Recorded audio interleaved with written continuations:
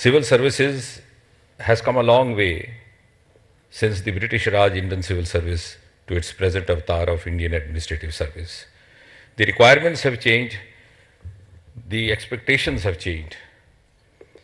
And I think the basic difference begins from the very fact that if an ICS district head was known as a district collector and was expected to collect a revenue from colonial subjects, an IAS district head today is known as District Development Commissioner and is expected to generate revenue for public welfare.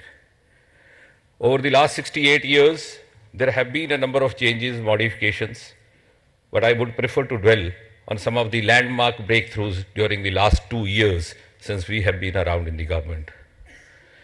Soon after the government took over, Honorable Prime Minister gave us the mantra of maximum governance, minimum government. And maximum governance to us means more of transparency, more of accountability, more of ease in governance, and above all, more of citizen centricity. But what is important to realize is that in contemporary India of 2016, where we have more than 65% of population below the age of 35 years, citizen centricity would essentially mean youth centricity. And therefore, living up to the spirit, within a few months of the government having taken over, we did away with an age-old practice of getting certificates attested by the gazetted officers and sent out a loud message that look here is a government which has the capacity to trust the youth of this country. Beginning from the January 1st of this year, we have abolished the practice of interviews for selection to junior posts. In the ARPG, under Devendra Chaudhary and his team, our grievance redressal rate has gone up to 90%. And I'm personally, randomly on telephone calling up complainants to verify their level of satisfaction. We have introduced Bhavishya Portal for online pension orders. As many as 30 lakh pension accounts have been linked to Aadhaar. We have also introduced an experiment called Anubhav, wherein a retiring officer records his experiences during the last few years, months before his superannuation.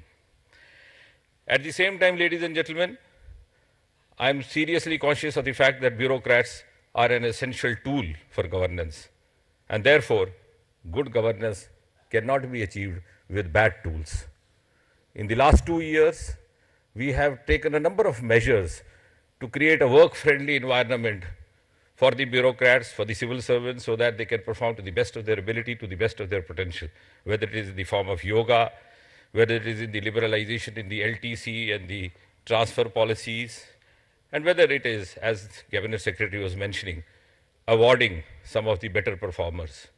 However, today's awards are essentially focused on some of the flagship schemes, and I'm proud to note that we have included 4 new categories, namely the Swachh Bharat, Swachh Vidyalaya, Pradhan Mantri Jan Dhan Yojana, and Soil Health Card.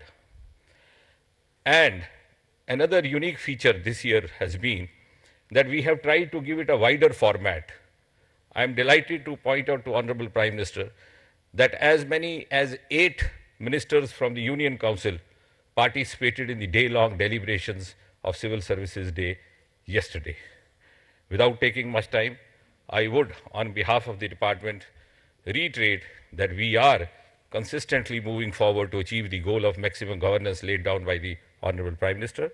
And when we get back next year on the same day with our report card to you, sir, we will have the confidence to say that not only have we achieved the goal of maximum governance, we have indeed also achieved the goal of governance with a difference.